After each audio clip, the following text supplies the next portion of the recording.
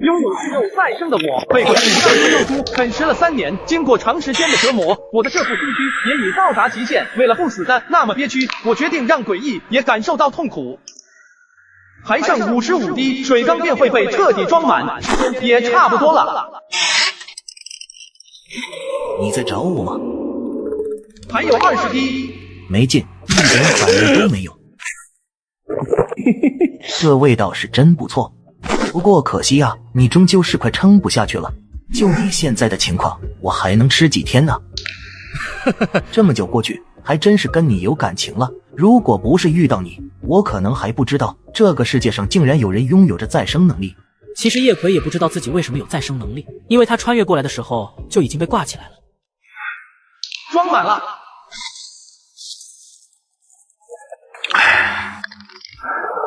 真是难熬呢。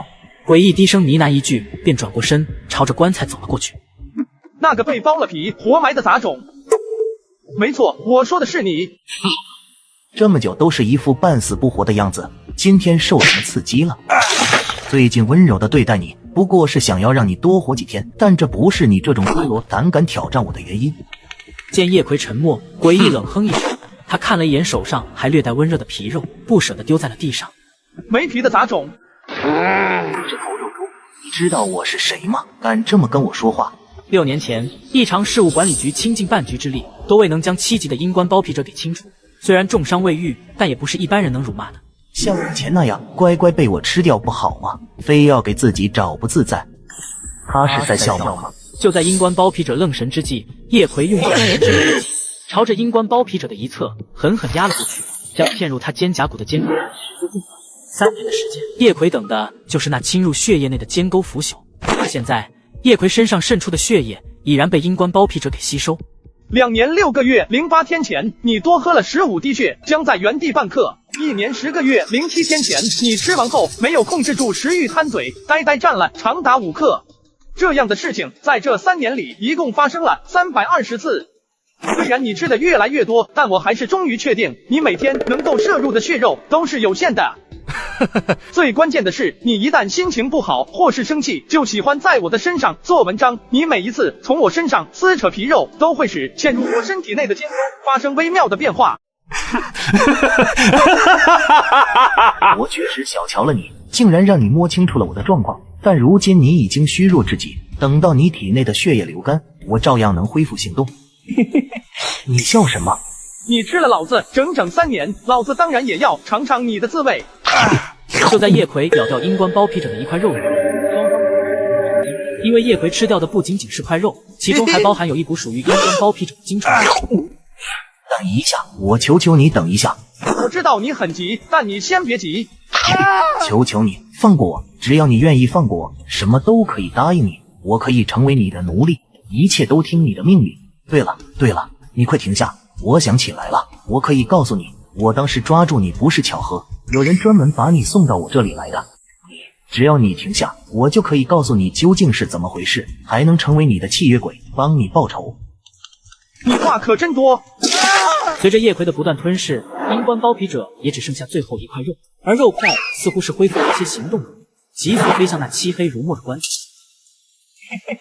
不准调皮。至此，本只想报复一下阴官包皮者的叶葵，获得并且到光吞噬融合。没想到竟然能把阴官包皮者再度召唤出来，就是不知道召唤出来的诡异还能不能再吃一次。3天邪祟与诡异，有意思，真有意思。随后，叶葵的目光停在了那口阴森诡异的棺材，不知何时，刚刚他插入棺材的手骨已经腐朽变黑，彻底嵌在了上面，就好像他们本是一体。不错，拍人正合适。就在叶葵将棺材板背在了身后之时，那漆黑阴冷的棺材板宛若进入了另一个空间般消失不见。有点意思。阴官包皮者之所以被评为7级诡异，并不是因为阴官包皮者强大，而是因为阴官。与此同时，在3800公里外的长安，一片黑色的斑块在一块电子屏上，宛若病毒一般不断扩散，笼罩在了整个东方。7级诡域破灭暗能量的出现，代表着一只7级诡异的消亡。快去查！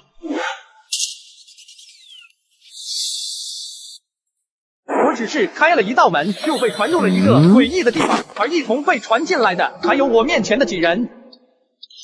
嘿嘿，你们好啊！你笑什么？这些人是同一个夜跑团的成员，互相都见过面，所以他们在面对叶葵时很是警惕。我见到你们就很高兴啊，难道不能笑吗？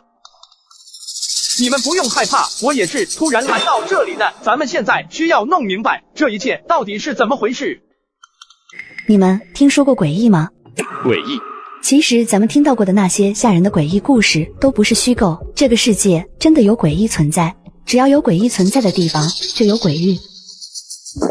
这个世界上有诡异，你可不要跟我们开玩笑。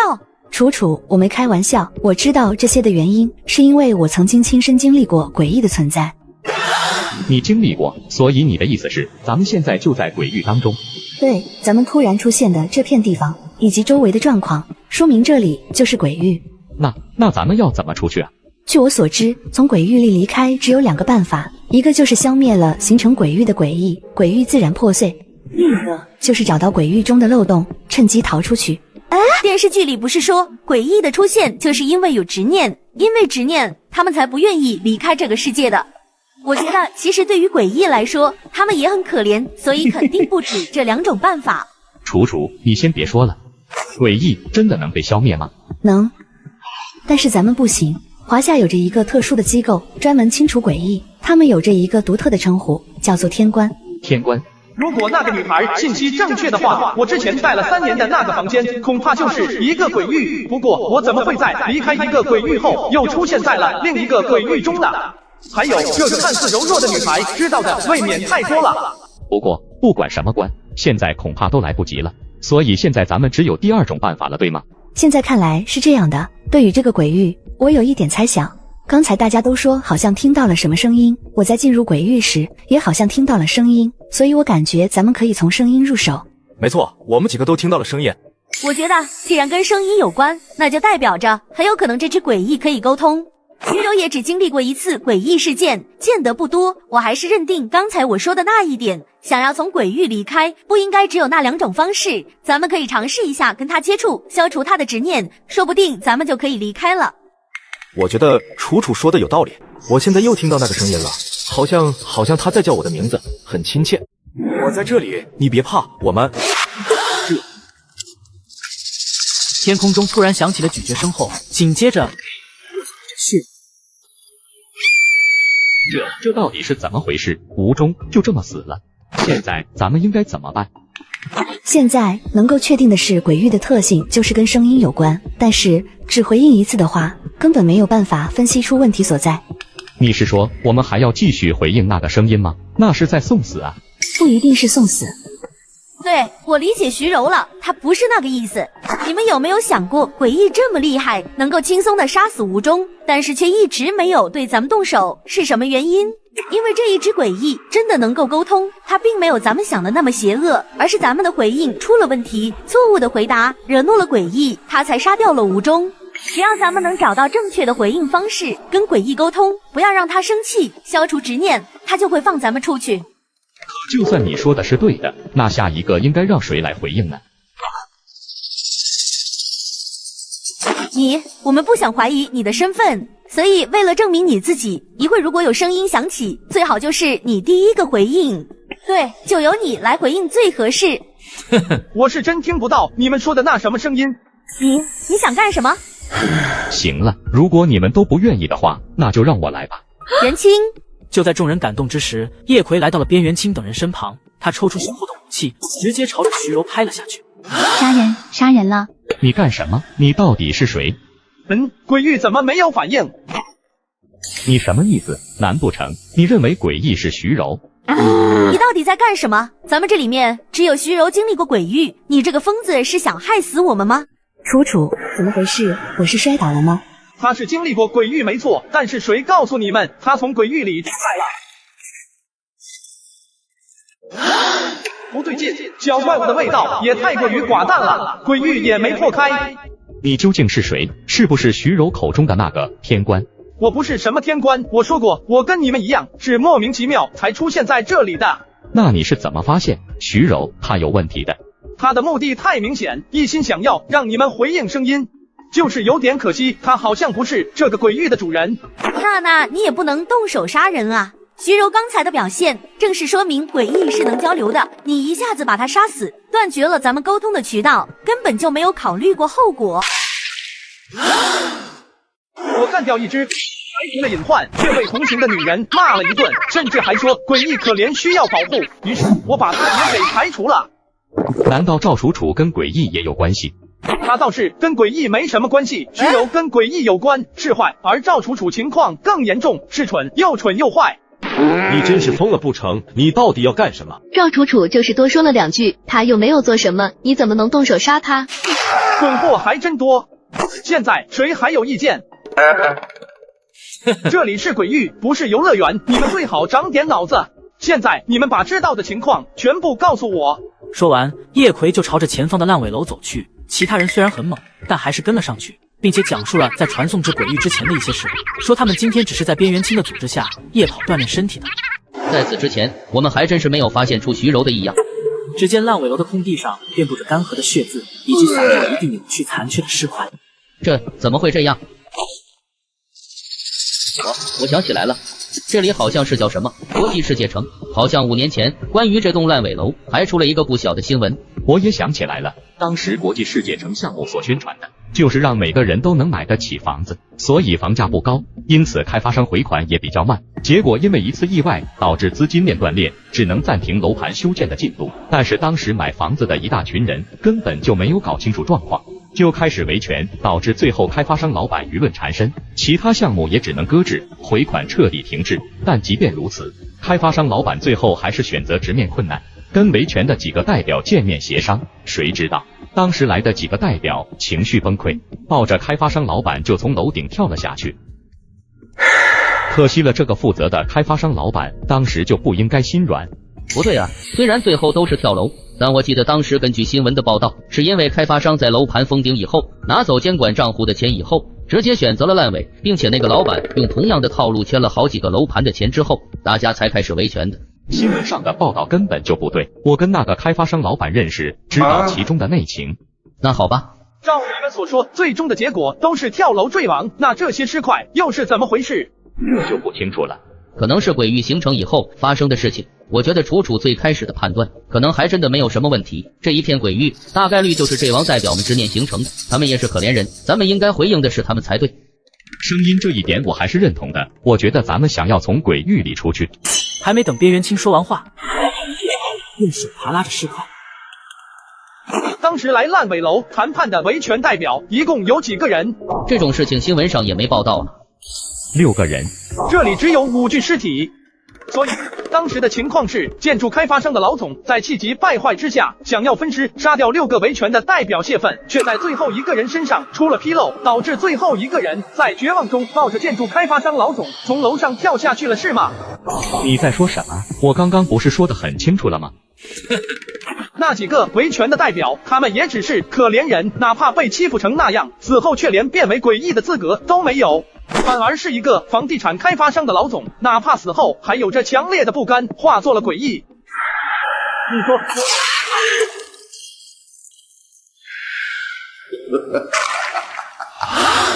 鬼域里声音的确是幌子，因为只有你们心甘情愿的答应，我才能吃掉你们，汲取能量。但是你是怎么发现的？说到底还是要感谢他们。只见尸堆下方有一行由鲜血汇聚而成的小字：哼，这群杂种东西，生前给我找麻烦，死后还不安生。弱肉强食，天经地义。这帮穷鬼还想低价买老子开发的房子，老子能安排封顶，已经是有良心了。弱小就活该被欺负，最后竟然还敢找事，逼得老子破产。老子当时就已经下定了决心，一定要把闹得最凶的那几个领头的全部剁成肉泥。谁知道最后那个杂种东西，趁着老子不注意，抱着老子一起从楼上跳了下去。不过说到这里，其实我应该感谢他们才是。如果没有他们，我也不会知道变成鬼以后的世界会这么美妙。每次装成正常人，骗不知情的人进来，在他们惊恐眼神下吃掉他们，一点点变强的感觉，可要比赚钱舒服多了。我很好奇，你为什么能猜到我的身上？单凭那几个字，应该还不够吧？其实，在见到你的第一面，你就对我放下戒心，甚至想要挺身而出，牺牲自己来帮助大家的时候，我就已经想直接拍死你了。虽然我不知道你是怎么进入我鬼域的，但你一个连天官都不是的小杂碎，你大为老板本想将维权人士全部砍成肉块，却没曾想被人从高楼推了下去。可死后的他仍不知悔改，反倒化为诡异的别担心，我一定会好好的。不对劲，现在知道不对劲了，可惜已经晚了。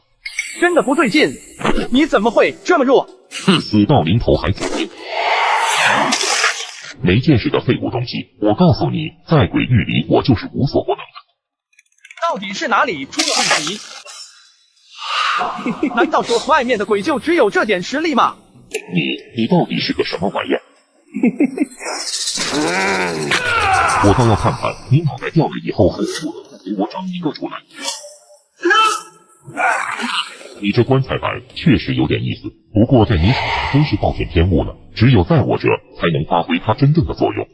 果然是这样。叶回迟迟没有动作的原因，就是因为他不清楚外面的诡异实力怎样。经过刚才一系列的事，面前这只鬼的实力跟阴官包皮者相比，简直不值一提。倒是我多虑了。随即叶回将之前的3点属性全部点在了天。什么时候了还敢走神？怎么可能？你到底做了什么？你猜啊？哪种东西？想跑，经过我允许了吗？你这个疯子究竟要干什么？就是这个味道。你这个疯子，怪物，变态！我放你出去，今天的事情就当没有发生过。可是我现在不想出去。你究竟要什么？你的滋味不错，我只要你。你不要欺人太甚。欺人太甚。当时你的楼盘恶意烂尾，卷款跑路，留下了那么多可怜人的时候，算欺人太甚吗？你分尸残害别人的时候，算欺人太甚吗？那是他们该死。你更该死。你别以为我真拿你没办法。小兔崽子，你听不到鬼域里传来的可怕声音，那这一次我就让你亲身感受一下复生。完了。可下一刻，只见刚才与叶葵融为一体的黑色影子，宛若丧家之犬般的从叶葵身子里弹了出来。疯子，你这个疯子，你都经历了些什么？你的脑袋，你脑袋里的那些……放过我，求求你放过我！别扒我的皮，我错了。我还在想要怎么办呢，没想到他自己先疯了。那个能不能麻烦你们回避一下？鬼都已经没有反抗能力了，你们一个个怎么还这么慌张？没想到灵体状态下的口感与味道更加香甜诱人，甚至就连能量都更加精纯呐。就在这时，叶葵猛地愣了一下，不知道是不是他刚才咬下那一口的原因，刚才被他捏在手里的边缘青眼下猩红的眼睛里，竟然缓缓出现了一丝神采。原来是你，是你，我的一切都是谎言，是你一直操控着我。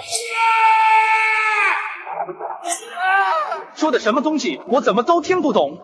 算了，先吃饭吧。突然，从天空中猛然传出一声巨响，只见鬼域的天空骤然出现了一道裂痕。1级鬼域，不对，1级变异鬼域，无威胁，未发现阴官包皮者相关线索。随后，女人继续撕扯着裂痕，鬼域瞬间崩塌，叶葵手中的鬼翼也同时消散。等一下，我费了那么大力气才抓住这只鬼，结果被你一下子捏死了，你是不是应该给我一个说法？哦，那你说我需要怎么给你一个说法？最起码也要给我赔一只差不多的。1级诡异倒是不少，但是变异的1级诡异倒真的比较少见。我还要继续去找阴官包皮者的线索，你们清理现场，做完善后工作后，问问他有没有兴趣参加天官考核。如果不想参加，那你们就按照1级变异诡异10倍的赏金赔偿给他。你胆子是真不小，我还是第一次见到有人敢这么跟孤惑鸟提要求。不过想来也是，如果胆子小一点，恐怕也就跟他们一样，精神受到影响，变成傻子。他们傻了？是啊，最近诡异复苏的状况愈发频繁，哪怕只是1级诡异，也根本不是普通人能够抗衡的。所以也不怪孤惑鸟要你去参加天官考核，能够抵挡变异的1级诡异，你的确很有天分。孤惑鸟就是刚才那个女人。准确的说，应该称呼他为沽货鸟大人。沽货鸟大人可是管理局内仅有的几名6级天官，所以刚才沽货鸟大人的提议，你考虑的怎么样了？是要一笔不菲的赔偿金，还是说参加天官考核？什么是天官考核？在得知天官会常年与诡异打交道时，叶葵当场就同意参加天官考核。因为就在刚刚，叶葵只是吃了几口诡异，那系统面板上不仅多出来了一个自由属性，就连能力也多出了一项，甚至还增长了5天寿命。这个召唤鬼符的能力，应该就是吞噬边缘青后所得到的。这个手机给你，里面有一些钱，你可以随便用。天官考核开始的时候，我会联系你。谢谢。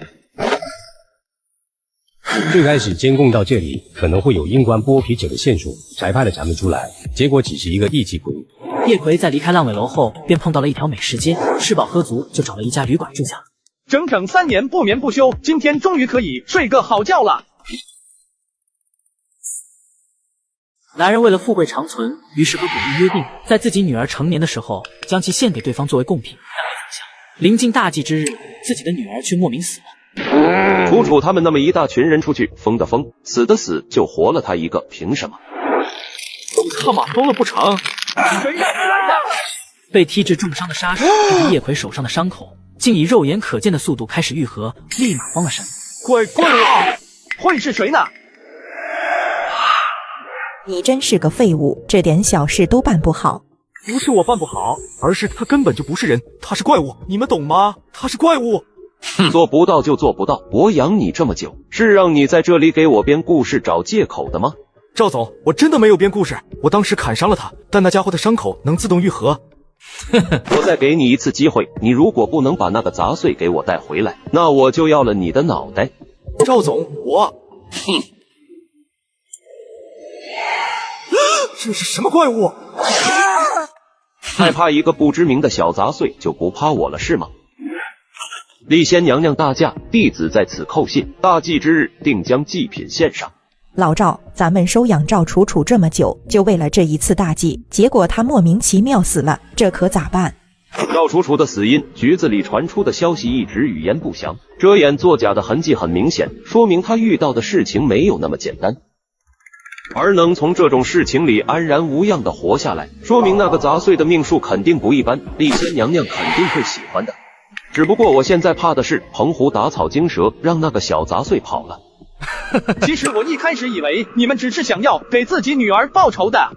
你到底是谁？谁让你进来的？你刚才还不是说要找我吗？你竟然跟着澎湖那个废物东西找到我这里来了。我只不过是好奇究竟是谁想杀了我，谁知道竟然会有意外惊喜。对了，至于赵楚楚的死因，你们也不用乱想了，人是我杀的。既然赵楚楚死在你手上，那刚好说明你比她更适合给丽仙娘娘当祭品。你知道天官吗？天官是什么？既然你不知道，那就好办了。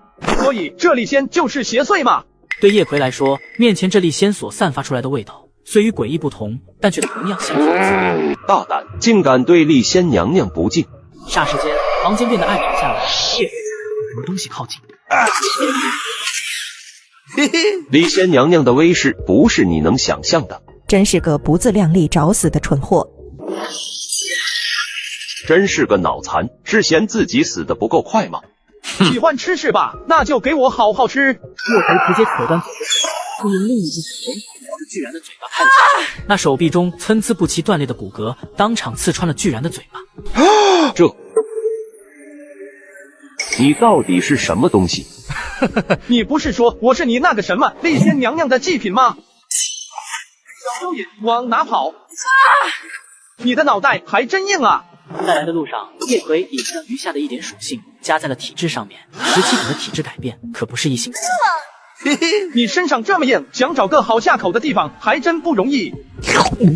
听着传来的咀嚼声，邓菊和赵宏伟瞬间汗毛竖起，强烈的恐惧让他们完全丧失了行动能力。丽仙娘娘，求丽仙娘娘救命！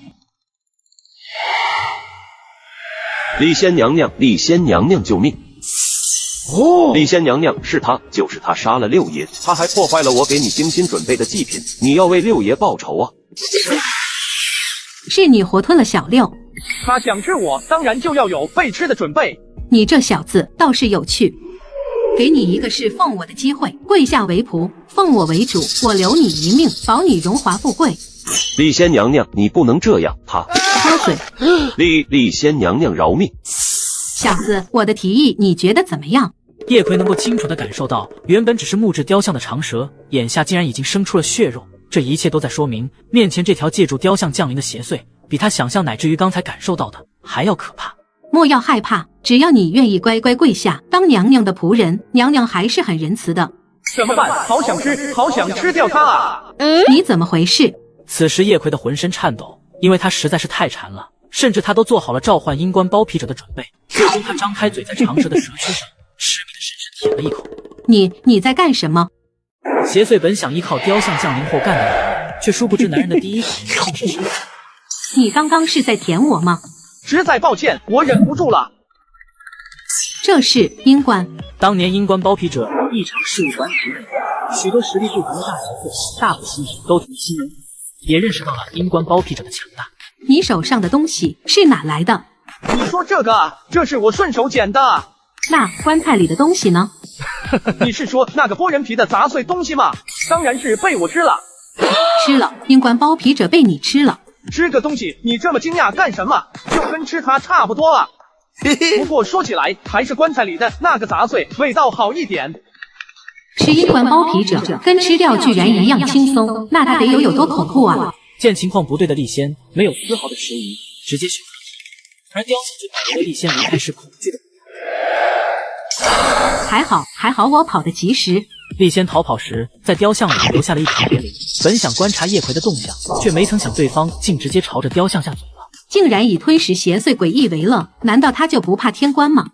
不过以他的实力，的确不需要畏惧那些天官。不行，这里离得太近了，我要换个地方。没想到阴官包皮者的线索没找到，反而有了意外惊喜。姑获鸟。此时的别墅中，叶葵已经将雕像全部吃掉，就连丽仙留下的那一点邪灵也被彻底消化，掌握了夜视能力，并且还得到了15天的寿命和3点自由属性。通过这一次的事情，叶葵也确定了自己那恐怖的再生能力是需要寿命作为消耗的。今天的身体恢复就已经消耗了叶葵2天的寿命。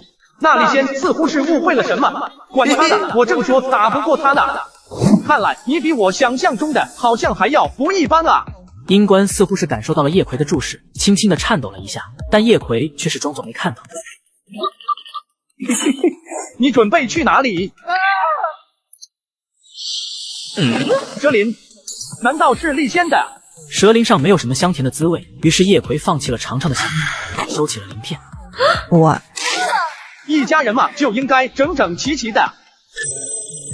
听官考核提审了，告诉我位置，我现在去接你。快去吧，咱们已经迟到了。他就是这一次巫惑鸟大人专门提出要求破例来参加天官考核的那个人吗？那他的天赋应该很不一般吧，因为他让天官考核都推迟了。何止，听说他好像连天官考核的初筛都没有做。在开始前，我还是介绍一下自己，我是霸下秦省管理局的持级者，也是你们的主考官。接下来，咱们直接开始考核的第1项，点燃灵性。不管你们清不清楚，我都需要再次解释一下，天官之所以能够对抗邪祟与诡异，最重要的原因就是因为点燃了自身的灵性，而灵性并不是每一个人都有。不过，在座的各位能够来到这里，就代表着你们通过了最初的筛选，身体里存在灵性，但灵性能不能点燃，还是要看你们在多宝塔感应碑下的表现。哪怕灵者不需要点燃灵性，这一项也必须参加。你们的成绩已在点亮多宝塔感应碑碑文记述。灵者又是什么？麒麟乃天地瑞兽之首，生而灵性就已经点燃，有能力之人便被称为灵者。而你所知道的张道陵、王重阳、张三丰，乃至于济公，很有可能都是灵者。你是？我叫陆远。你怎么对灵者的情况这么了解？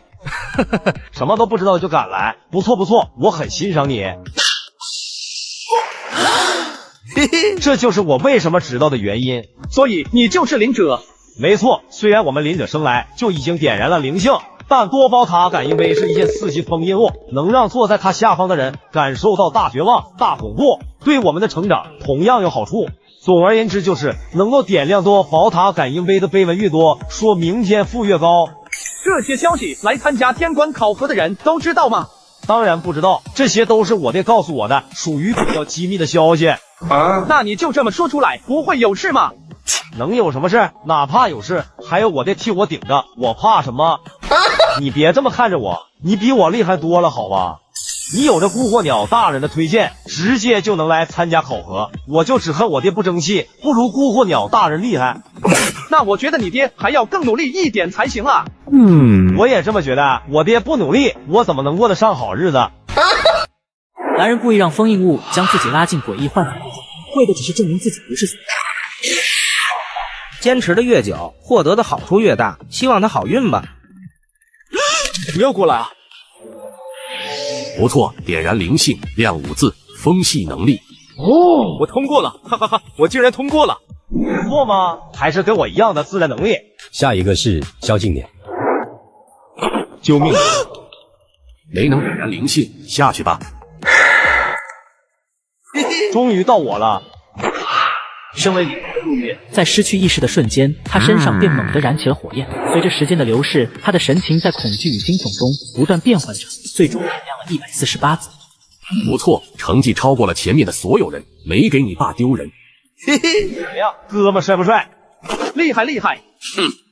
随后几名灵者也都纷纷进行了测试，除了一名名叫乌奇的男子点亮了足足256个碑文外，其他灵者的实力也没有一个超过陆远。乌奇。其实来之前大家都已经知道，这次考核的第一名大概率就是乌奇了。他的实力怎么领先这么多？不过就是天赋好一点，没什么了不起的。难道你们有矛盾？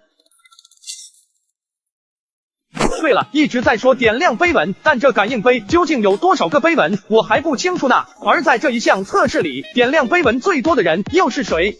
多宝塔感应碑上一共有2027个碑文，在咱们秦省天官考核里，点亮碑文最多的只有孤火鸟大人，他当时一共点亮了1630个碑文。哦，1630个碑文，恐怕不会有人能打破这个记录了。最后一人叶奎。好小子，我还说我们作为灵者了不起，可以最后出场，原来你才是压轴的啊！嘿嘿，他迟到这么久还排在最后，我真好奇他能做到哪一步。护火鸟大人看中的人肯定不一般吧？哼，可以开始了。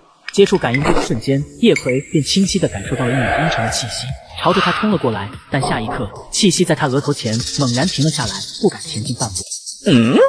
怎么回事？他怎么没有要失去意识的迹象？抱歉。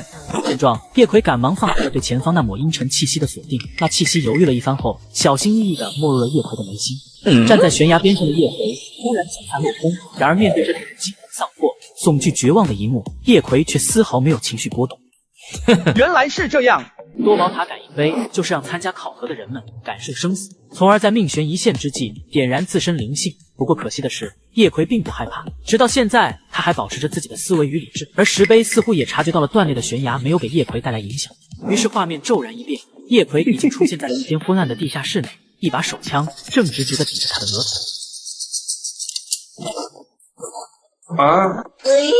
按照以往的经历，开枪时会给人带来第一次恐惧，而卡壳换弹会几何倍再度加深恐惧。可这人，你怎么不动了？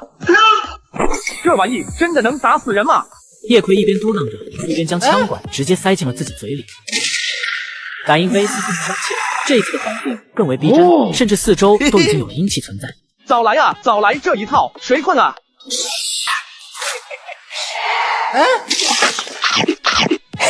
还有没有？还有没有？已经过去3个多小时了吧？真的有人能在感应碑下坚持这么久吗？该不会是感应碑坏了吧？妈的，到底怎么个事啊？这叶培的神情从始至终都很稳定，甚至还有一丝兴奋，这得有多高的天赋啊！不能再等了，叶奎，怎么了？在场的人都愣住了。按理说叶奎本该是听不到外界的声音的。你什么时候醒的？就刚刚啊，不是你叫我了吗？你能听到我的声音？对啊。你刚才真的进入幻境了吗？当然，失去意识以后，我就出现在了一个个可怕的场景里。如果不是因为听到你叫我，我应该还不愿意醒过来吧。所以，只要你想，随时就能醒。你们不是吗？不应该啊！什么应该不应该的？是你没想到，还是根本不敢说？会让我们等了这么久？持级者大人，你应该早就判断出来了吧？这小子从头到尾都在骗人。霍斗，你什么意思？我什么意思？我的意思是，他根本就没有被多宝塔感应杯影响。不可能，踏入多宝塔感应杯范围会发生什么？你应该比谁都清楚。我是很清楚，但是你作为这么多年的资深天官，应该更清楚一件事情：多宝塔感应杯能影响的，只有存在灵性的人。我只是在幻境测试中能够听到外界的声音，却被人指责是在作弊。多宝塔感应杯能影响的，只有存在灵性的人。如果他连灵性都没有，那还谈什么影响？这小子倒是聪明，从参加考核成员们的反应中总结出了经验，然后就开始装神弄鬼骗人。行了，蛊惑鸟要给叶葵考核名额的时候，也没有提及有无灵性的事情。现在天官考核还没有结束，至于涉不涉及到欺骗，等结束以后才有定论。你先下去吧。你们这个多宝塔感应杯会不会出什么问题？封印物是不会出问题的。这个叫霍斗的有点意思。小兔崽子，你是真行啊！不仅把我们都忽悠了，最后还敢得罪霍斗。霍斗的事情另说，但是考核的事情我没有骗你们。行了行了，都是哥们，你跟我就不用这样，我很欣赏你，不用担心，哪怕你没有灵性，哥们也会罩着你的。真给林者丢人。以前你喜欢跟一般人混在一起就算了，没想到现在连这种货色也看得上。我不像你们这群东西，觉得自己身为林者，血脉就高人一等了。林者本来就血脉高贵，跟这种货色在一起，只会让我觉得恶心。杨炳这家伙的能力好似是能够拖着人进入梦境。他脑子不太好，不单是杨炳，这一届参加考核的林者脑子都不好，觉得自己身为林者，血脉高贵，他们还成立了一个什么林者会，当时邀请我加入，我看都没有看他们一眼。要不是吴起比我厉害，吴起他爹也比我爹厉害，我早就教训他们了。吴起就是林者会的创立者，那个霍斗就是吴起他爹。哦，原来是这样。不过为什么吴起他爹叫霍斗？霍斗只是代号，每一个达到3级以上的天官都会有着专属于自己的代号。行了，咱们不说这些，按照持级者大人所说，天官考核好像还没结束。怎么回事？他们人呢？我爸也真是的，都不给我多透露一点关于考核的事情，都不给我多透露一些关于考核的事情。你怎么学我说话？我没有，是他在说话。是他。此时的整个教场内已然变为了一片杂乱，所有参加考核的成员都遭遇了类似的处境。显然，第二轮就开始。小心点！你看着面前这一幕，狰狞女子残躯一僵，难以置信的眼神中猛地闪过了一抹惊恐。那个不好意思啊。你缓一缓，我只是好奇，不会真的对你做什么的。你跟我说。叶葵本想安抚一下对方的情绪，可女子还是死死闭着眼睛，发出持久的尖叫。行了，再闹我就把你那个眼睛也给嘬了。你不准吃了。说了，我只是好奇，不会对你做什么的，还一个劲的使劲好。那你把眼睛还我。你刚才喊成那样，还有脸问我要东西？刚才不是说你是连灵性都没有的普通人吗？我看得清清楚楚，你在老贝那一点反应都没有，我连吓唬你都没敢太用力，没想到你竟然对我做出这种事情。不就是长了一点吗？你这语气怎么弄得我好像跟始乱终弃的渣男一样？你别说，你知道我是谁吗？竟敢这么对我！叶葵露出了一抹笑容，抬起头看向了上方，视线停在了笼罩在整个道观上空的灵性树上。那是你爸？你怎么知道？就是你的鬼域将整个管理局笼罩起来了吧？你是不是坏人？我怎么可能是坏人？那你发誓？我真的不是坏人，我能来这里是因为蛊惑鸟的推荐。对，刚才太紧张我都忘了，他没说过你是小鸽子推荐的。唉，刚真是吓死我了。不过你是小鸽子推荐来的，还这么对我。至于你刚才的问题，准确的说，我的鬼域是以整个秦省的管理局作为我鬼域锚点而设立的。所以你算是诡异、邪祟还是封印物？我可不是邪祟和诡异，现在的我应该算是封印物，5级封印物。哦，真了不起。所以天官考核的第2项就是由你进行的吗？没错，大夏说最近诡异复苏的情况越来越多，还出现了紧急事件，天官考核也必须做出改变。那第2项的天官考核会出现伤亡啊。受伤当然是没有办法避免的啦。大夏说了，如果连这一点东西都没有办法承受，他们就根本不配成为天官。不过我会在我的能力范围内，尽量不要让他们出现生命危险。原来是这样，那如果有人想要趁机在黑暗对同伴动手，那要怎么办？什么？女子一愣，看向了叶葵所看的方向。只见杨炳正在黑暗中寻找陆月所化作的火球的位置。在这一次天官考核开始前，领者会的成员就已经通过巫启知晓了这一次考核的相关安排，而这也是他这么快能够摆脱恐惧的原因。他要干什么？他记得我在陆月身边，所以他在找我。找你？女子不明白原因，但她还是看出了杨炳眼神中的恶意。他为什么要针对你？可能是因为一些小事。那可不行。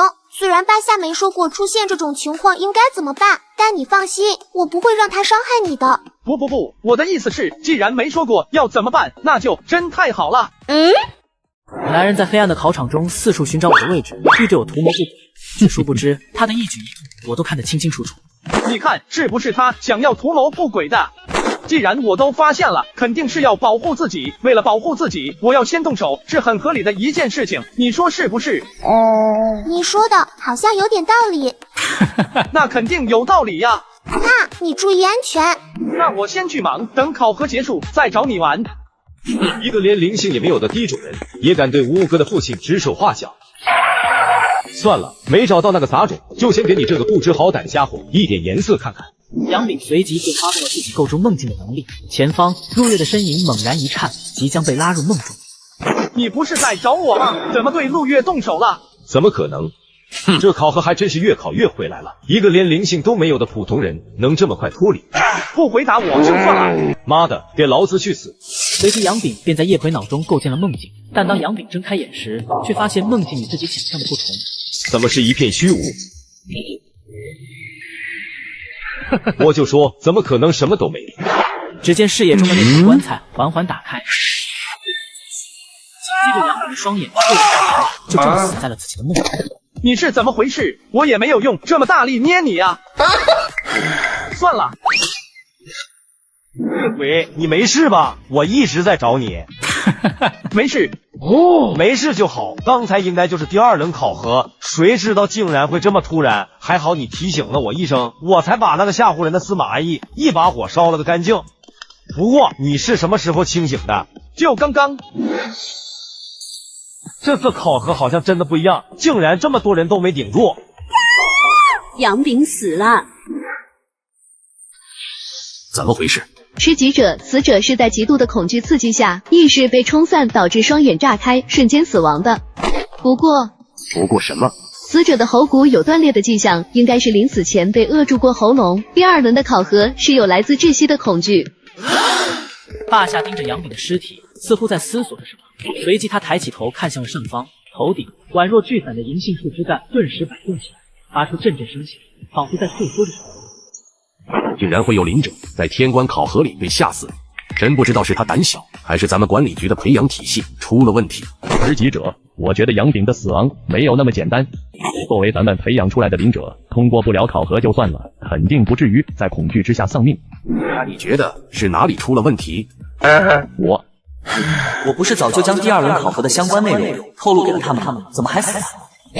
对于杨炳的死，我很遗憾。不过大家放心，后续对于死亡中的疑点，我们会做详细的调查。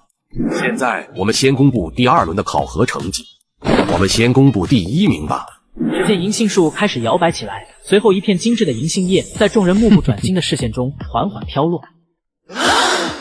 所以这就是第1名的标志吗？不可能，第1名绝对不可能是这个废物，一定是刚才树叶落下的时候被风影响到了。哼，我怎么可能弄错？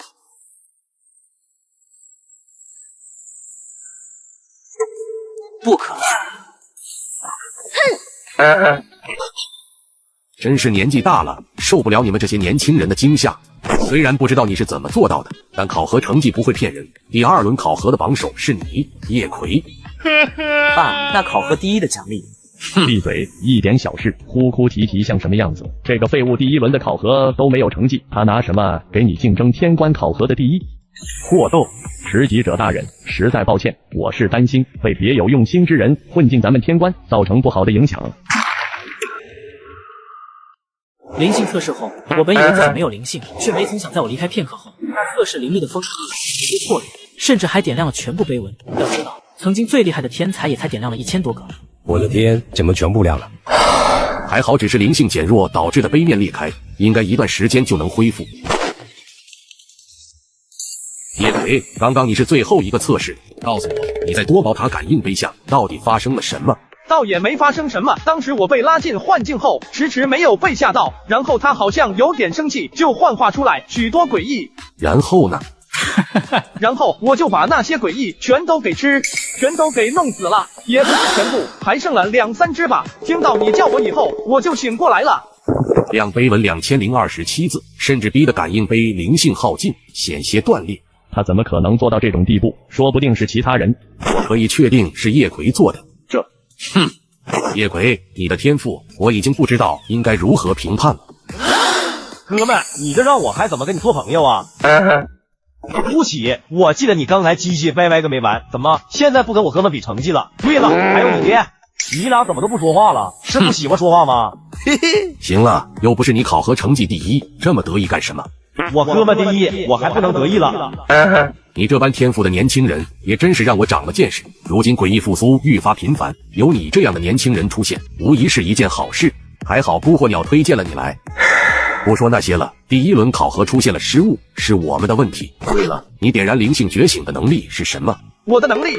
叶葵微微皱眉，刚才在感应碑创造的环境中，他只记得自己吃得很过瘾。至于所谓的点燃灵性，叶葵根本就没有感受到。不过他又想了想，自己很有可能也是一名灵者。我的能力比较复杂，首先，随即叶葵直接在自己手臂划出了一道深可见骨的伤口，一瞬间肉芽翻飞，直接开始愈合。极强的恢复能力吗？原来是体质类的能力，怪不得当时在石碑下没有反应。太可惜了吧，他的天赋那么高，能力竟然只是体质类的。能力也有类型的区别嘛？点燃灵性后觉醒的能力分为体质和精神类2种，像我的能力就归属于精神类。精神类的能力可使用的途径更多，也更容易对诡异和邪祟造成伤害，而体质类的能力只能加强身体素质，局限性会大一些。原来是这样。不过没关系，除了体质类的能力外，我还有。我知道了，是他杀了杨炳。你知道自己在说什么吗？我知道，最开始我一直以为叶葵是个普通人，如果他天赋如此不凡的话，那一切都说得通了。当时我听到杨炳嘀咕着要教训一下叶葵，结果就出事了。你们看，这个杂碎身上还有着杨炳的血，简直胡闹！不过乌奇所说你身上的血是怎么回事？他倒是没说错，这就是杨炳的血，刚才我擦过了，结果没擦掉。乌奇愣住了，他没想到叶葵这就直接承认了。你看，是这个杂碎杀了杨炳，这个杂碎竟然在天官考核中对同伴出手，简直罪该万死。到底是怎么回事？虽然我当时真的很想要了杨炳的命，但是杨炳真不是我杀的。拾级者，当时究竟发生了什么事情？你问问应该就清楚了。你竟然会妖孽到如此地步，不仅知晓了银杏树的存在，更是能够察觉到我在跟银杏树沟通。考核中，杨炳想要趁乱对叶葵出手，未能发现叶葵的踪迹，就把目标换成了陆月，但在他准备动手前，被叶葵抓住。哥们，竟然还有我的事，怪不得当时考核的时候，我突然有一瞬间很困，原来是杨炳那个杂碎。拾级者大人，杨炳图谋不轨固然不对，但他终究是被叶葵抓住了。叶葵还说不是他杀的，那杨炳还能是被自己吓死的不成？杨炳被叶葵抓住后，未等有所动作，古怪莫名受到巨大的恐惧冲击，直接自亡。什么？对，真的是自己死掉了。当时眼球就在我面前，直接炸开，溅了我一身血，可把我吓坏了。但是你把杨炳的喉骨捏碎了。对啊，我们发现杨炳身亡的时候，你怎么不说？也没人问我啊。放屁，你就是在放屁。杨炳的喉骨都被你捏碎了，你还说没杀他？如果迟个1、2秒，杨炳就死在我手上了。但现在的事实就是我没杀杨炳。拾级者大人，如果真被杨炳的事情不能说明情况，那么这一则消息就非常严重了。我刚刚接到的消息，就在今天早上10点，跟叶葵一同经历过一级诡异事件的赵楚楚父母死在了自己的别墅。根据对4周情况的调查传回的消息，最后离开他们别墅的就是叶葵。在鬼域内发生了什么，我们不妄加揣测。在离开鬼域后，叶葵竟然连赵楚楚的父母也不放过。男人被人指责是草菅人命的恶魔，却显得一脸无所谓，甚至还将证明自己清白的证据给藏起来，继续激怒对方。赵宏伟和邓举确实是我杀的。叶葵你杀他们的原因也很简单，因为他们是厉仙的信徒，当时还想杀了我。厉仙可笑至极，作为最擅长藏匿的6级大邪祟，他不是你听说过名字就能拿来用的。你既然知道厉仙，那有什么东西能证明你真的遭遇了他的信徒吗？面对超级天才，霸下还是动了恻隐之心，想要帮忙证明。叶葵似乎突然想到了什么，转过头挑衅的看向乌起，就好似看着一个死人。记者，你也看到了，他一直是在胡说八道，你可千万不能因为这个杂碎天赋不凡就起了爱才之心而心软了。要是让他这种人成为天官，造成的伤害恐怕要比一般邪祟更可怕。霸下犹豫了一番，最终还是点头同意了乌起的说法。可此时管理局上空，银杏树猛然晃动起来，仿佛在焦急地诉说着什么。我直到现在都想不通，你为什么要对2个普通人下杀手？我说过，他们2个人是厉仙的信徒，他们想要杀了我，那我就只能要了他们的命。那这么说来，谁要杀你，你难不成就想要了谁的命？当然，如果你想要杀了我，那我也会要了你的命。怎么，要试试吗？石记者刚刚的态度已经说明了可以拿下叶葵，我倒要看看你凭什么能拿考核第一。死到临头还……乌起发动能力后的瞬间，身体一僵，他只觉自己的双手被一股无形的力量束缚挤压着。真是可笑，一个小小的体质类觉醒者也敢口出狂言。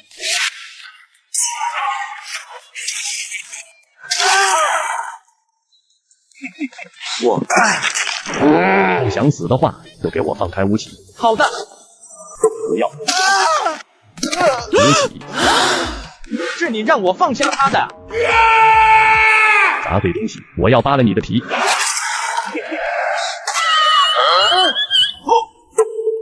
孤火鸟，谁让你出手阻拦的？我要杀了这个杂碎。孤火鸟没有理会暴怒的霍动，而是转过头朝着叶葵问道：怎么回事？他要我的命，我就只能杀他了。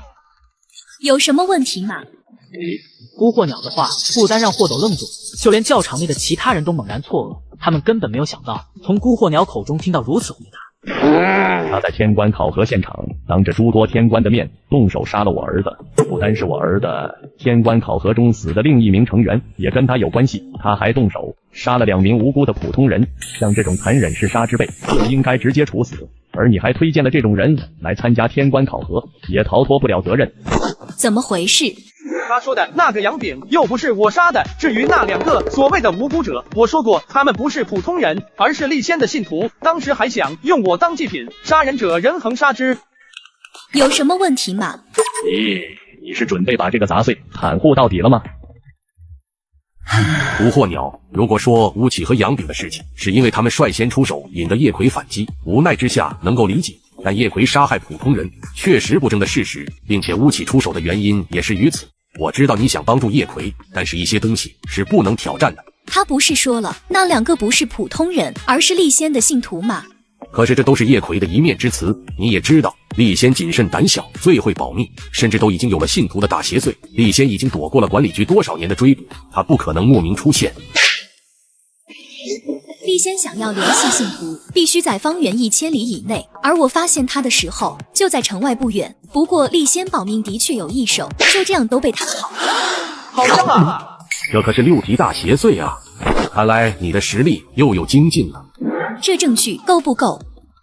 能够重伤厉仙，无疑是一件好事，但这也只能证明厉仙出现在了秦省，但跟叶葵遭遇厉仙信徒的事情并没有直接关系。对了，我突然想起来了，当时杀掉那2个厉仙信徒的时候，从他们身上掉出来了这个东西，不知道这个鳞片能不能当作证据。厉仙鳞，厉仙本无鳞，但为了让信徒能够与他沟通界限，乃至于让自身降临，厉仙便会凝结鳞片，赏赐下去。可是你身上有厉仙鳞，怎么不早点拿出来？如果你早点拿出来，乌起不至于会死。刚才我忘记了啊，谁知道他那么冲动，直接就朝我冲过来，我要不还手，差一点就死在他手下了。这有趣，真是有趣。出人命了才把证据拿出来，如果刚才不是我出手阻拦，你是不是还准备连霍都一起干掉？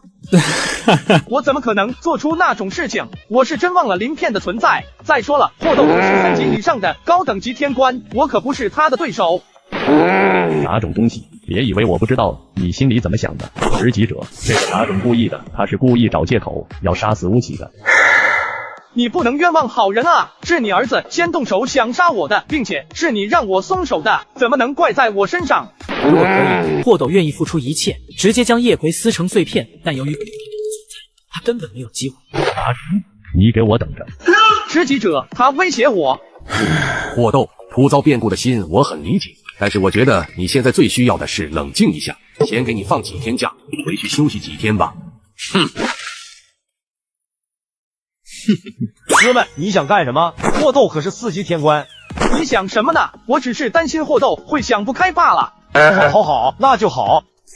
持戟者，发生了这么多意外，对我成为天官的事情不会有影响吧？目前来看不会有影响，但是你刚才失手杀掉了巫启，下手还是太狠了。哦，那你说怎么办？就在霸下思索的时候，陆月迅速接过话：那个持戟者，如果我哥们成为天官没什么问题，那考核第一的奖励是不是？奖励自然算数，毕竟这是天官考核前已经定好的事情。那不知道奖励是什么？其实奖励也很简单，就是一次前往总部收容所挑选封印物的机会。真的假的？这种东西怎么可能拿出来当奖励？咱们管理局竟然有这种权限？持戟者，去总部收容所挑选更换封印物的权限，本应该是你的吧？没错，各管理局持戟者都有着一件等级极高的封印物，但由于担心封印物负面状态带来的持续影响，需要定期去总部收容所挑选更换。如果这次权限是奖励的话，那持戟者你怎么办？我已经很老了，各地管理局的持戟者就属我年龄最大，与其总拿着封印物浪费，倒不如把这次机会留给年轻人。可是你不用担心我的安全，我都这把年纪了，走出管理局总部都费劲，还有什么需要我出手的地方吗？并且封印物与挑选人是双向选择的，你也不用担心年轻人拿到封印物后会有什么影响。持戟者大人，我还是希望你能慎重考虑。不用再劝了，我就知道很有可能遭到反对，所以之前一直都没有告诉你们。也就只有霍斗听到我提过一嘴，最后结局就变成了这样。难怪霍斗和巫启会这么冷漠。怎么样，这个奖励你还满意吗？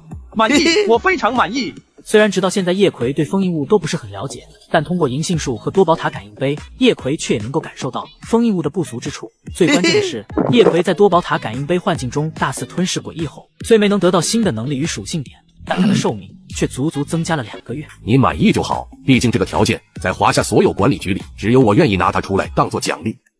当然，我就知道全华夏就属你最有魄力。不知道这个奖励咱们什么时候能去领？明天怎么样？明天可能不行，最早也要到1个月后了。1个月后？怎么这么久？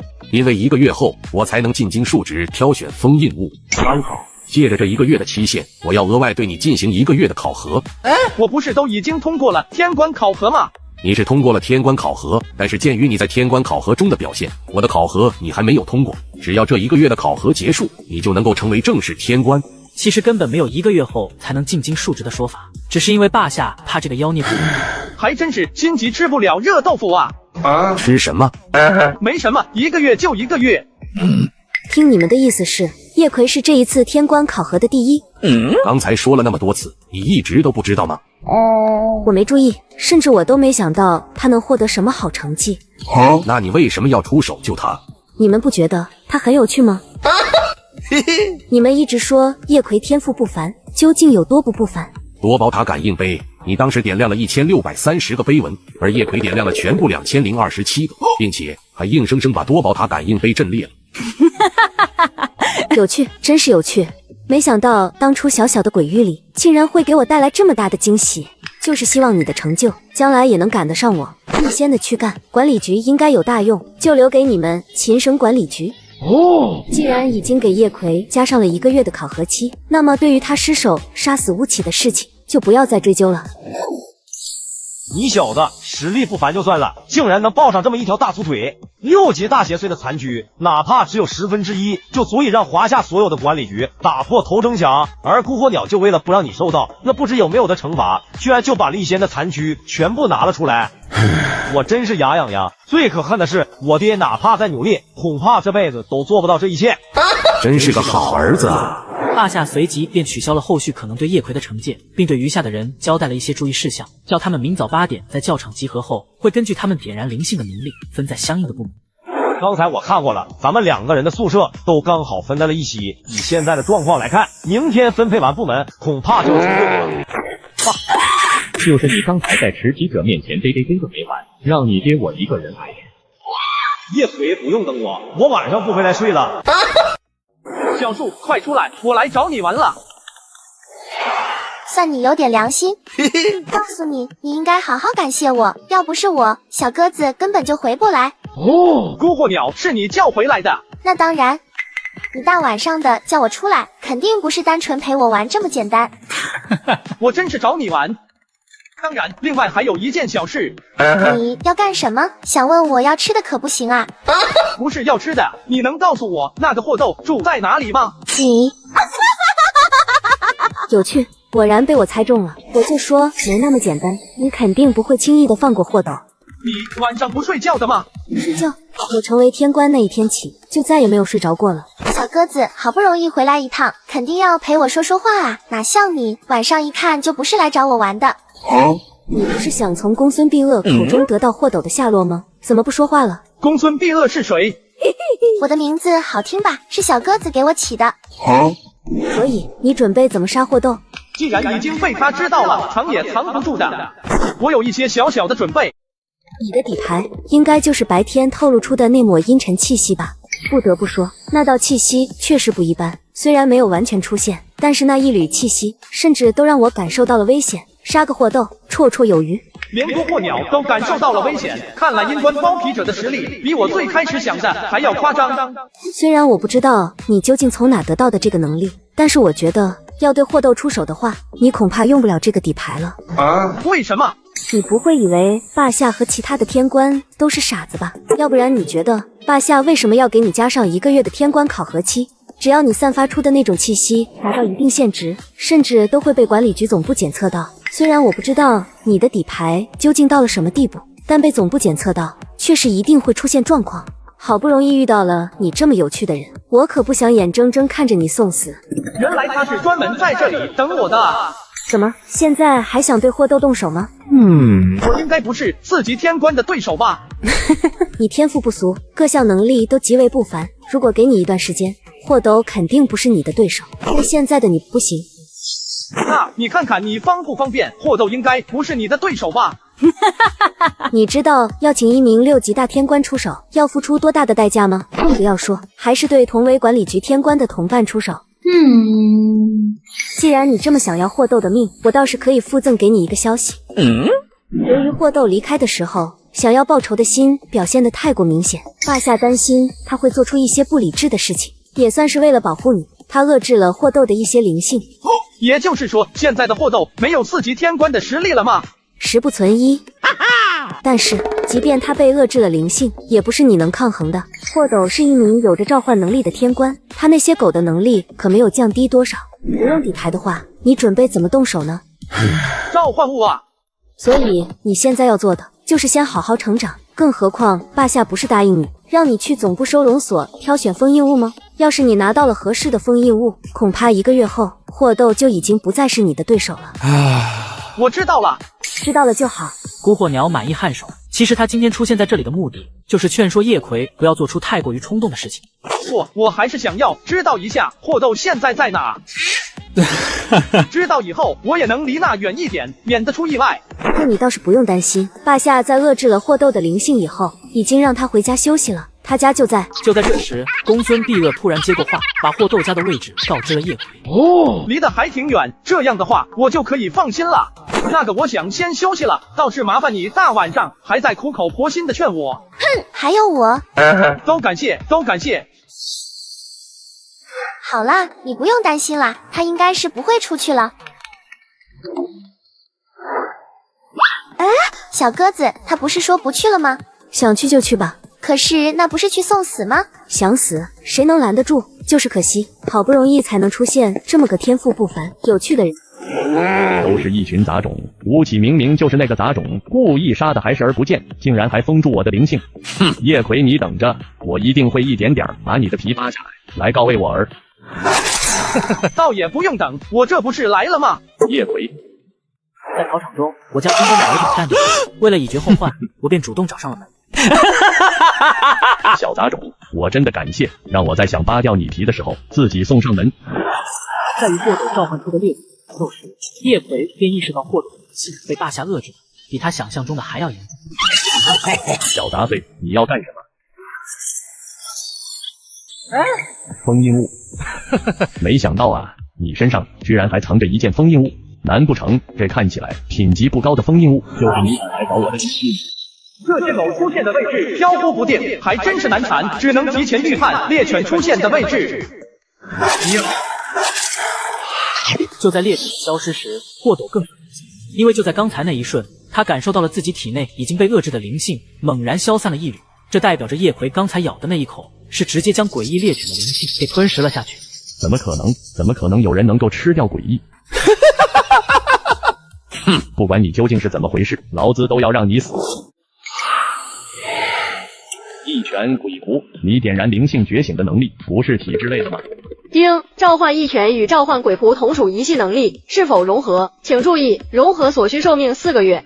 叶葵没有丝毫犹豫，便选择了融合，但他没发现自己的寿命仅仅只剩下2个月017天，哪怕加上增加的3天，也只有2个月020天。但好在融合消耗的寿命不是瞬间消失，而是以一个极快的速度不断减少，这给叶葵留下了他也获得了融合后的能力。你的召唤能力是怎么来的？他们为什么可以进化？叶葵没有时间理会霍斗，因为他现在需要不断的吞噬一拳，以填补寿命流失。叶葵在霍斗绝望的眼神中吞掉了所有的一拳。你到底是怎么做到的？你到底是邪祟还是诡异？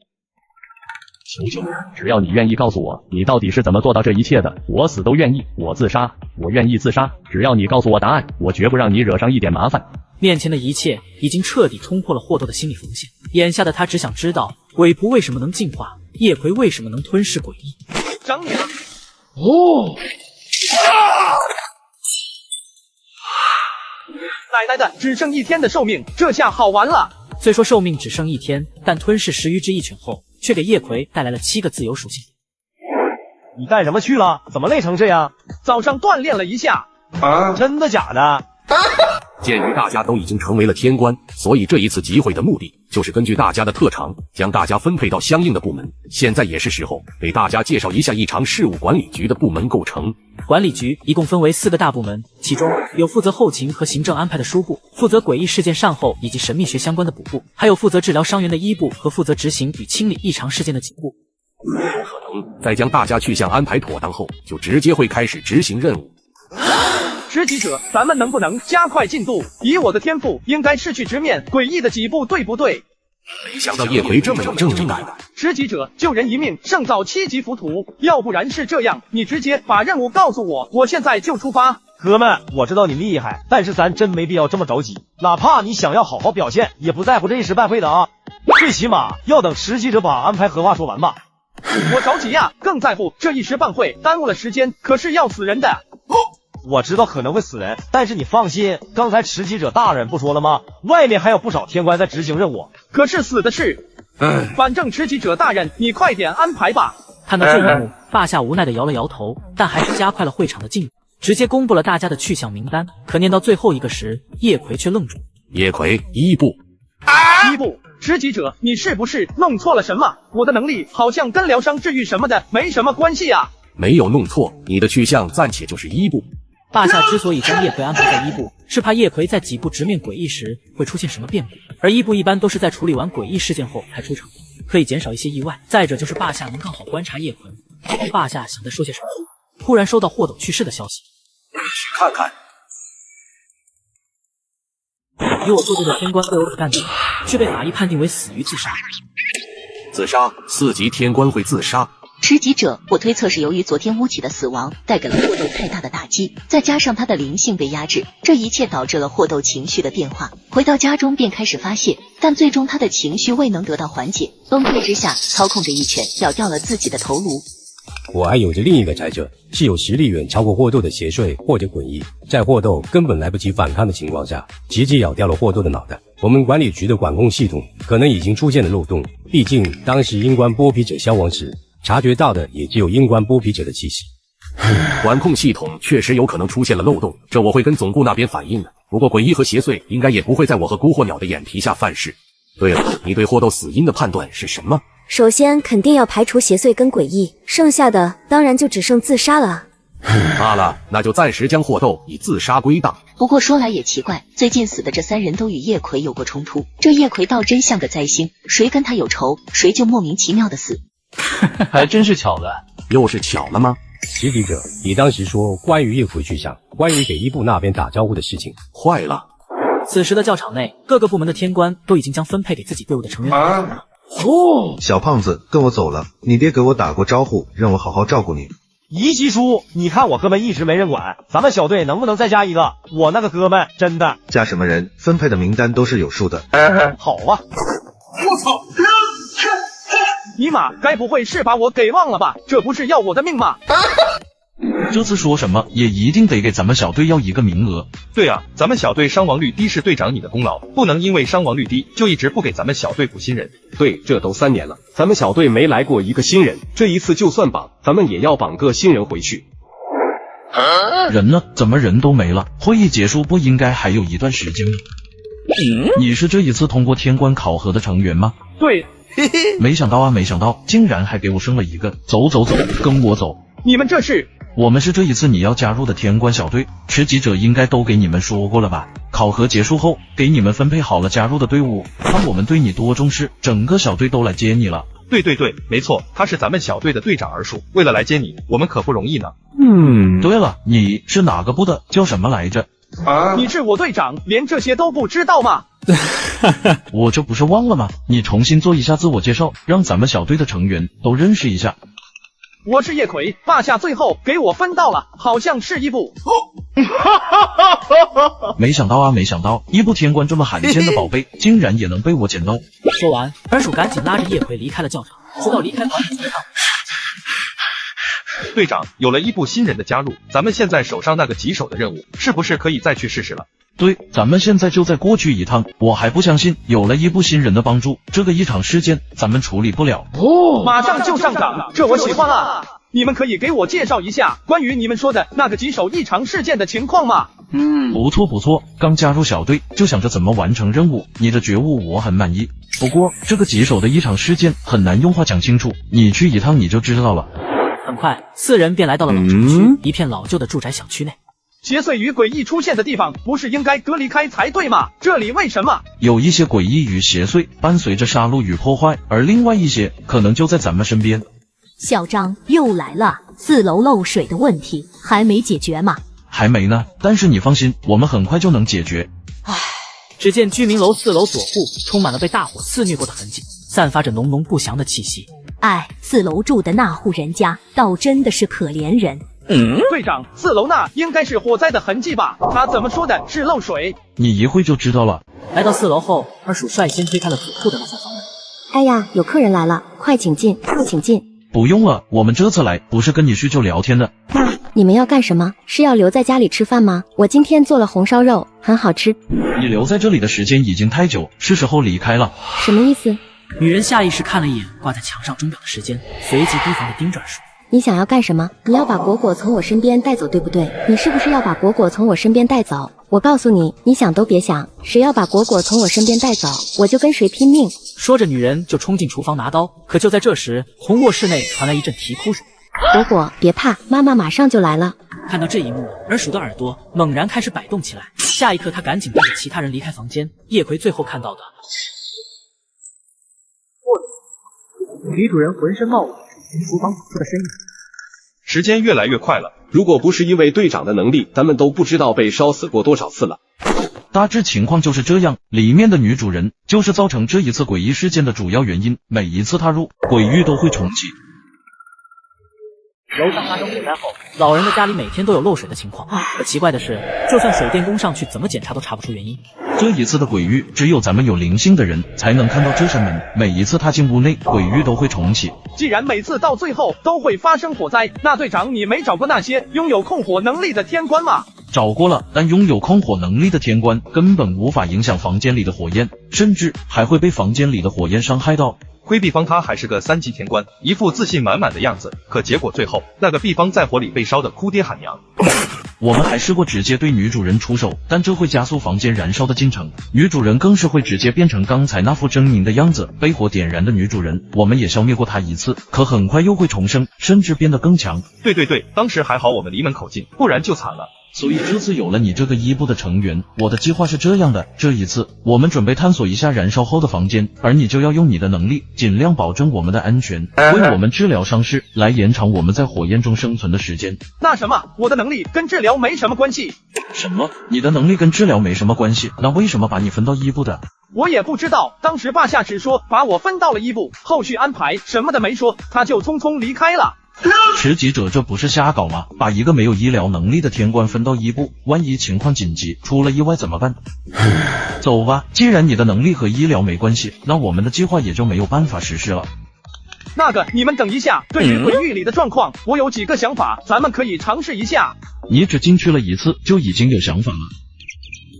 那咱们就再试试，但一定要注意的是，安全第一。哎呀，有客人来了，快请进，快请进。4双就好，麻烦了。好的嘞，我做了红烧肉，你们一会要不要尝尝？那我们可太有口福了。我去给你们倒水。之前也趁着他倒水时偷溜进房间，但还是会触发房间燃烧。接下来你准备怎么做？需要我们的配合吗？不用，给你们水。谢谢。刚才我听到有宝宝的声音，房间里是有宝宝在睡觉吗？什么宝宝？你在说什么？就在女主人说话的同时，房间里的温度瞬间升高。那可能是我听错了。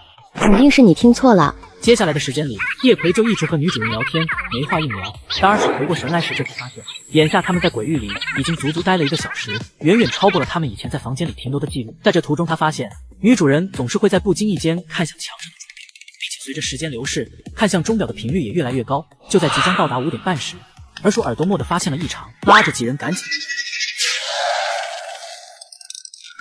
明显，刚刚都已经有一股焦糊的味道飘出来了。5点半。你小子可以啊，我们都没想到可以用聊天的方式来延长在鬼域里的时间。要不咱们再试一次？当然没问题，咱们保证安全就行。那就再试一次。哎呀，有客人来了，快请进，快请进。这一次还是跟刚才一样，叶葵开始跟女主人继续聊天。就在距离5点半还有5分钟的时候，叶葵随意问道：刚才你说做了红烧肉还没好吗？我都已经饿了。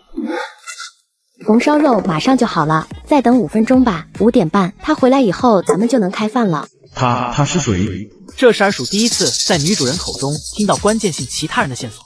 那就等等好了。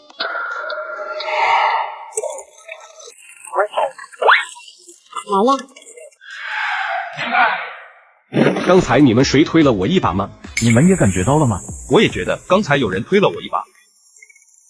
不管有没有人推，咱们这一次的收获都很大。现在能够确定的是，火焰会在5点半准时燃起。同时，咱们还得知了一个关键的消息：5点半他要回来。只是可惜咱们根本没有观察的时间，不知道那个他是谁。看来还是要回去一趟，申请伊布天官的帮助，让咱们才能在火焰中多坚持一会。这次诡异事件从开始到现在，有人员伤亡啊！最开始接到这一异常事件通报的时候，只是楼下老奶奶说的漏水情况，以及一个外卖小哥敲错门险些被烧伤的事情，倒是没有出现死亡。然后就是那名空火天官在里面受了一些伤。原来是这样。怎么了？你又有什么发现了吗？我们的鞋子没拿出来。我准备再进去一次，而这一次可能会很危险，你们可以在门口等我。明知道危险，你这么着急干什么？我们可以回去申请伊布天官的帮助啊。来不及了。有什么来不及的？就1天，鬼域还能消失不成？我说的是我来不及了。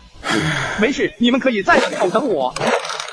你他奶奶的，我还能让我的队员一个人冒险不成？哎呀，有客人来了，快请进，快请进，给你们。我是来帮你的。什么帮我？你会说什么啊？我今天做了红烧肉，你们要不要尝尝？我知道你清楚我在说什么。第一次咱们聊天的时候，我讲了一个冷笑话，当时你听不懂，还问了我为什么。但第2次聊天，我很自然的顺口说出冷笑话的时候，你却没有表现出任何不解。这个房间其实并不是像我们最开始认知的那样，每一次踏入都是重启的相同经历。房间其实一直都在这里，我们每一次的踏入，你都有着记忆。至于所谓重启的经历，都不过是你演出来的罢了。你在说什么啊？我怎么一句都听不懂？还有我们上次慌忙离开鬼域的时候，我们的鞋子终究是在鬼域里留下了痕迹，证明这鬼域并不是轮回重启的。快走！等一下，你干什么？找死是不是？你们不用这样，他不会伤害咱们的。鬼域存在了这么久，没有死一个人，甚至咱们一次又一次的试探，一次次的伤害到他，他也没有选择杀人。其实已经说明了一切，甚至可以说，其实他也没有什么能力可以伤害到咱们。他想做的只是赶走我们，或者是保护我们。你这么一说，好像还真的不烫了。不过你是怎么知道的？因为这片鬼域并不属于他。你们之前杀掉女主人后，鬼域却未消散，并且在下一次踏入鬼域的时候，女主人还会重新出现的原因，也是因为她根本就不是鬼域的主人，她只是鬼域的一部分。不管杀死她多少次，她当然还会重新出现。可鬼域不属于女主人，还能属于谁？难道是屋里那个没见过面的婴儿？宝宝不是鬼域。鬼域的主人被女主人关在了门外，确切的说是关在了5点半以后。难道就是女主人口中的那个他？可如果这一切说的都是真的话，那他怎么不告诉咱们？因为这不是他的鬼域，一切超出鬼域既定的规则，他都没有办法说出口，并且在他的认知中，咱们可能也不是鬼域主人的对手。女主人想要的不过是不让咱们受到伤害。你说我的推断对吗？你不用担心，正如我最开始说的那样，我们是来帮你的，你更不用赶我们离开。不管那个5点半以后的他究竟是什么样子，我都不会放过。就在女主人嘶吼后的下一刻，房间内瞬间就变得温馨。你们喝水吗？我去给你们倒水。这竟然是真的。我们能去看看宝宝吗？我去看看红烧肉好了没有。当叶葵和二叔走到卧室，发现有着一张极为漂亮的金鸡，而小床上有着的只是一个小小的被烧化掉的人形痕迹。走吧。回到客厅后，女主人也并没有出现异样，只是越临近5点半，女主人越不安。没事，我们会帮你的。此时，女主人尽全身的力气，极力抗拒着起身开门，然而也没她抵抗的力量，却促使着她朝着门缓缓地过去。臭婊子！你他妈不让老子5点半以前回来就算了，现在开个门还磨磨唧唧的。臭婊子！我是越想越气，当时要不是老子问你要钱你不给，老子能放火烧死你吗？他妈的，你光顾着管那个只会哇哇哭的小杂碎，不帮老子，害得老子当时自己也没跑出去，死了以后还他妈要控制劳资，真是臭婊子！住手！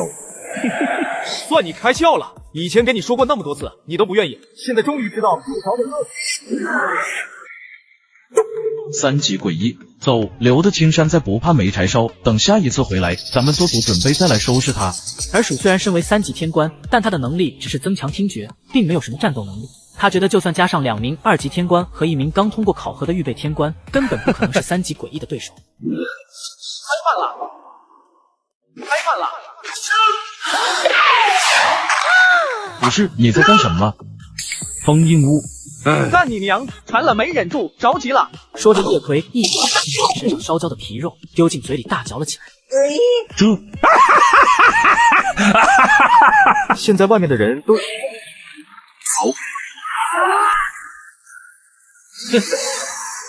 好，就算我把路给你们让开，你们都走不掉。说完，诡异飞向天空，并且控制砸向鼠。带上叶葵，跟我走。而鼠的耳朵猛地震动起来，带着小。但可惜的是，他们并不能靠近传送门，甚至还越来越远。跑是跑不掉的，那狗东西一直在逗咱们玩，这是他的鬼域，想关那门的话，他随时都能关上。那我们要怎么才能逃出去啊？很简单，吃掉，弄死他，咱们就可以出去了。弄死他可是一只3级诡异啊，怎么死得掉？尽你们最大的可能帮我掩护，只要让我跟他近身，那一切就都好说。你怎么还笑得出来？哼，小心前面有火球。这怎么感觉叶葵突然变强了？就在刚刚，叶葵已经将自己剩下的所有10个自由属性点这是刚才怎么没见你有这么大力气？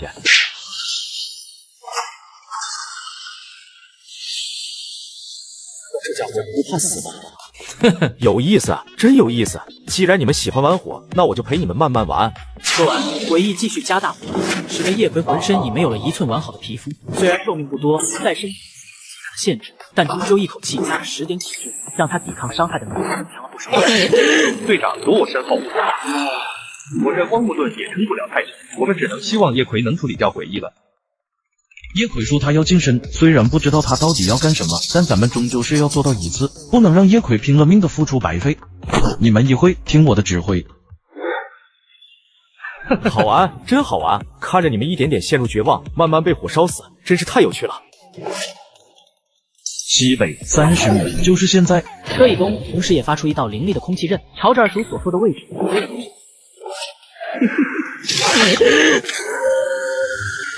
怎么回事？不知道。此时的火焰彻底遮掩了二叔他们的视线，看不清具体发生的状况。滚开！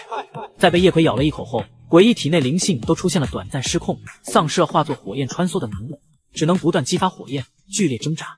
而一旁的女主人也正趁着诡异体内灵性不断的扰乱诡异，尽管只能躲在一刹那，但也无比危险。这焦香的味道也太好吃了吧！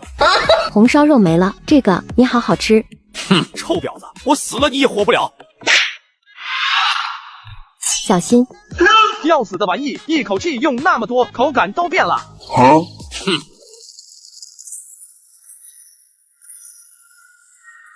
舒服。怪物，你这个怪物！这下诡异是彻底懵了，他不明白自己的用力一击为什么没有用，原来就在叶葵吞下诡异的第一块肉时，就已经获得了火焰亲和的能力。放开！放开我！放开我！别咬了！放开我！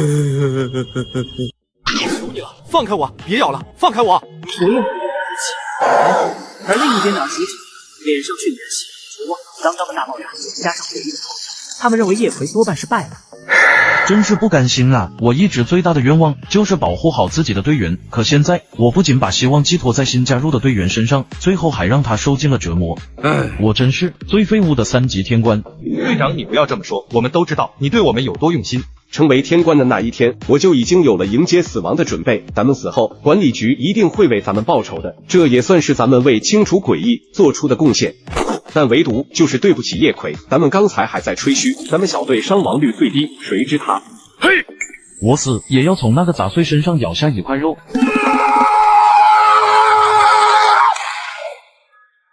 你们干啥？叶葵，你没死，你竟然没死。那个诡异呢？你们不用紧张，那个中看不中用的东西，他不就在？他躲起来了。我能听到那个诡异已经奄奄一息的躲了起来。什么？叶葵你究竟是怎么做到的？哎呀，你来了！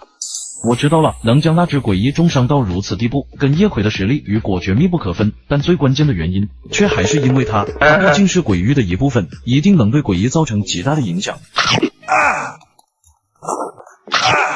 你在吃什么呢？脆皮五花，你要尝尝吗？鬼域里哪来的脆皮五花肉？如果一会诡异死亡，鬼域消散，你也会消失，这一点你知道吧？当然知道，这一天我等了太久。对于你的付出，我还是觉得要亲口给你说一声感谢，你是我们的恩人，没有你，我们根本活不下来。不，我是帮了点忙，但打败那个杂碎跟我没什么关系。要说恩人，他应该是我的恩人才对，没有他，我可能永远也无法脱离这个噩梦。之后，在叶葵完全吃完脆皮五花后，鬼域也随之消失，众人回到了之前的房间里。这是封印物吗？对。说完，二叔想要将玩偶小熊拿起来，还没碰到，听了一连串的声音。我可能找到房间漏水的原因了。可是这里怎么会有封印物出现？封印物其实与诡异邪祟的形成极为相似，除了一些天生辨识的封印物，剩下都是由于灵性存在而诞生的东西。至于它跟那个该死的诡异不同，女主人在临死前最大的愿望，可能就是希望房间里有水存在，能够浇灭大火救她的孩子，而这一不可能实现的愿望，在最后一刻，跟女主人强烈的不甘与灵性交织在一起，化作了封印物。不过想要收容的话，可能需要找到一些特定的条件。不能直接拿起来吗？当然不行，刚才你也看到了，这件封印物明显在拒绝咱们。封印物怎么可能可以不用特殊的收容方式就直接认主的呢？小子，你是真有福气。虽然看样子封印物的等级应该不高，但像这种没有什么负面影响，还灵性十足，能直接认主的封印物，万中无一。是这样吗？对了，像这种已经认主的封印物，管理局不会过多干预，但是为了避免不必要的麻烦，回到管理局后需要简单登记一下。我记得你还有一件封印物对吧？就是那个破破烂烂跟门板一样的巨剑，如果没登记的话，最好也登记一下。我知道了。真没有想到这一次竟然会这么惊险，不过还好有你，要只有我们3个遇到这样的事情，我们恐怕是要舍在这了。说起来我是真想不通，像你这么优秀的新晋天官，怎么会被遗忘在教场分配部门的时候，竟然还能分到1部？难不成你的天官考核成绩不太行？但是不应该啊，你的所有表现明明都那么出色，现在管理局已经混乱成这样了吗？要真是这样，我要不然早点跑路算了。队长，叶葵还在这呢。我怎么可能跑路？我们还应该感谢他们，没有他们把你忘在教场，怎么可能有我捡漏？以后你就踏实跟着我干，管理局其他天官不重视你，我们重视，我们小队一定会把你当成宝贝的。